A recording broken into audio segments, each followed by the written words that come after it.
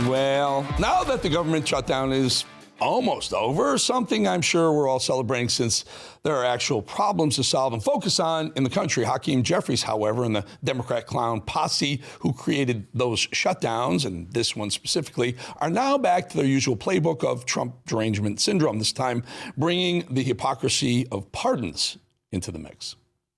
Well, Donald Trump, in terms of the exercise of his pardon power and commutations, is completely and totally out of control. Like, he can find the time to pardon a serial fraudster like George Santos,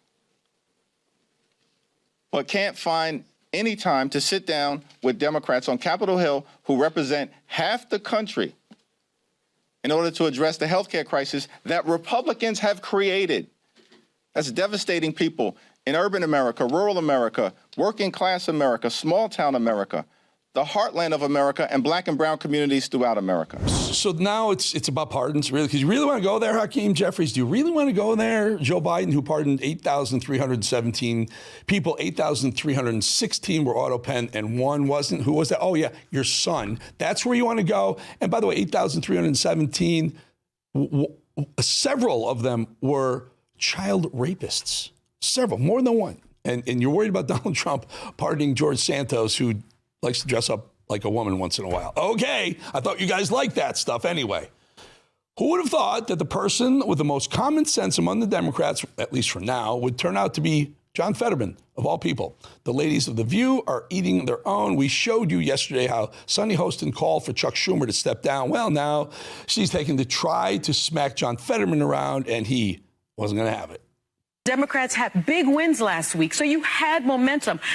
Why give in now? Why bring a butter knife to a gunfight? Are you willing to gamble that the GOP will negotiate on health care in good faith once the government reopens? Because if that gamble is wrong, 500,000 Pennsylvanians that you represent, their health care costs will skyrocket if you are wrong. And I don't need a lecture. I don't need a lecture from whether it's Bernie or the governor in California, because they are representing very deep blue kinds of populations, and a lot of those things were part of the extreme. And now remember, what really needs to win, the big win, is involving my state and other states and those things.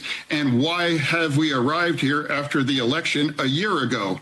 We got to forget some of the things that cost us that election. Or now, for me, it's like, that's why I'm trying to remind people that kinds of the extremism, we can't return to those kind of things. He turned out to be almost right wing. I mean, he's smart. You know, he had a stroke, almost died, had a stroke, still was elected senator. He was out there. We were ripping him. We were saying he shouldn't have run. He shouldn't have been the senator. Turns out we were all wrong, because the guy actually has some sort of soul. Think about this for a second. People are ripping me and ripping MTG for supporting her. Ripping me for supporting her, ripping her. Look at this guy. Can you imagine what they're doing to this guy on the Democrat side right now? Good for you, John Fetterman. Stand up for what you believe. Stand up for what you believe. And that goes both ways, folks. Jasmine Crockett has spent most of the past couple of years inciting violence, defending violence, and calling Republicans racist, even Nazis. But now one of the least qualified members of Congress is worried about her own safety. So she wants protection. And yes, that's right. She wants who? She wants not her donors. She wants you and I to pay for it.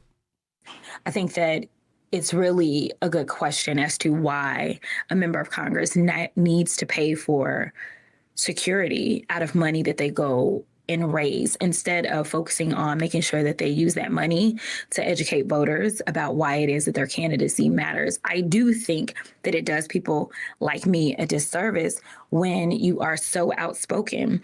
And then what happens is, instead of you being able to put all your dollars into campaigning, instead, you've got to do things like pay for your security. But I kind of value my life, so it is what it is.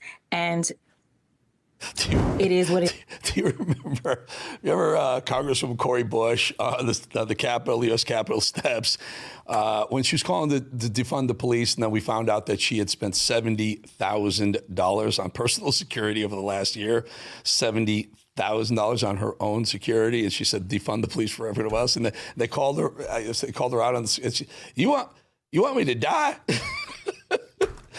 They're such hypocrites. Incredible. Meanwhile, the traitorous and treasonous global weasel, also known as Gavin Newsom, is down in Brazil slamming America, you know, just like a good little globalist China soldier would.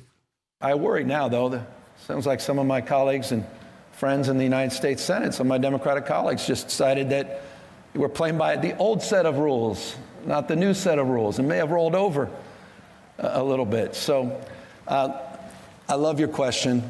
It's the right question. I want to be part of that answer as an American citizen, not as a governor, as the ex-governor of California. But right now, we've got to hold the line because I think America will become unrecognizable in a year or two unless we fight back.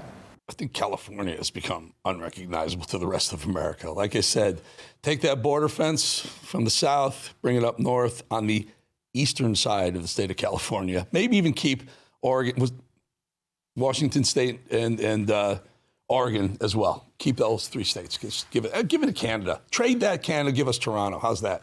Here's a little more America hating from the Supreme Court Justice Ketanji Brown Jackson, who makes little to no sense from what we've heard in hearings and who refused to define what a woman was, remember that, at her own confirmation hearing. Here's a little more. What keeps you up at night? I would say the state of our democracy.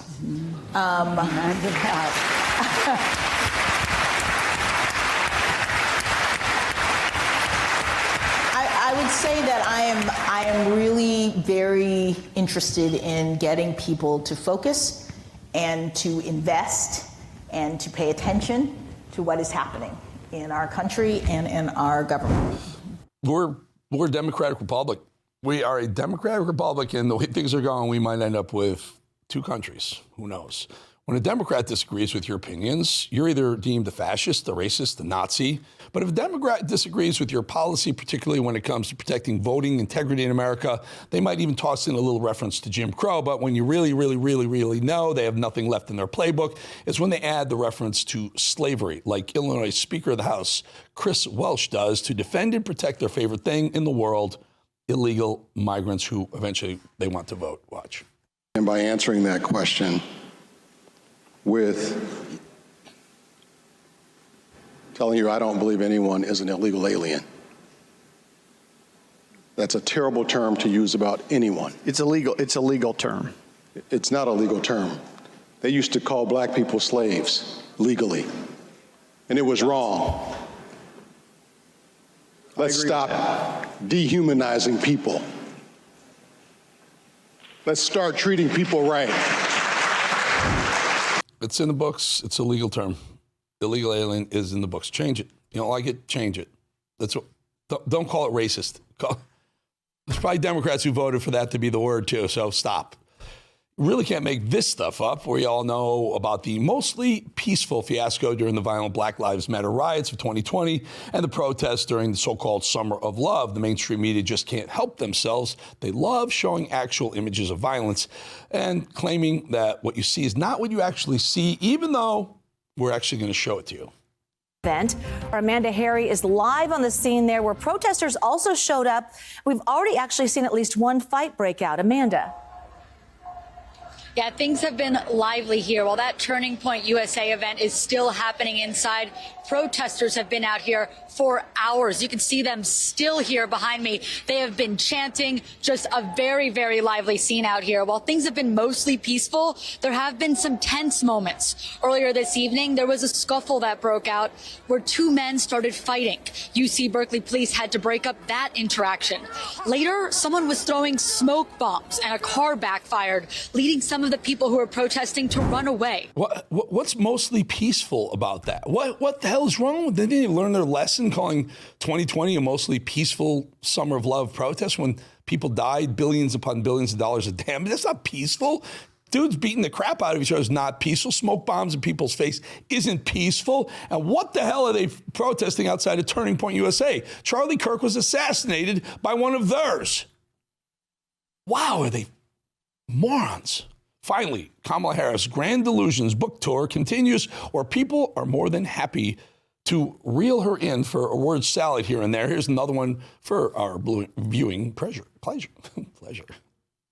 How I felt, I have not had a feeling remotely similar since my mother died.